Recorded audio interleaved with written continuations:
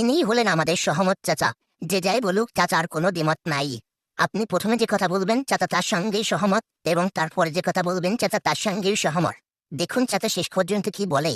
চাচা, বাড়িতে একটা লাউ গাছ লাগাইলাম। হ্যাঁ, ভালো করেছিস। বসে না থাকে কিছু একটা করা তো ভালো। গাছে না একটা বড় লাউ ধরিল। তো বড় লাউ ধরবে না ছোট লাউ ধরবে? তুই আমার ভাতিজা না? লাউডারে না বাজারে বেচতে নিয়ে গেছিলাম।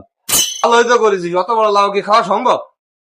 বাজারে নিয়ে যাওয়ার পরে না পুলিশে এসে লাউর দাম জিজ্ঞাসা করলো। পুলিশ হয়েছে তাই কি হয়েছে? বাজার সদাই তো আছে। আমি লাউর দাম না 100 টাকা চালাম। অত বড় লাউ 100 টাকা তো চাবি। পুলিশে না আমার এক তাড়া দিল।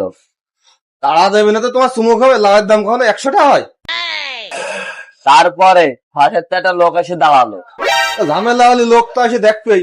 লোকটা না আমার মারতে আইলো। ঝামেলা করলে লোকে তো মারতে আসবেই। লাউ ফিলাই আমি দৌড় মেরিলাম। তা ঠিকই তো করেছিস। ঝামেলা জানে বাদি সেনা বসে কি মার খাবি? দৌড়ি তো মারবি। লাউডা ওই বিটার গাছেই ছিল, কিন্তু আমি চুরি করে নিয়ে আইলাম। আগেই বলেছিলাম চাচার নাম সহমত।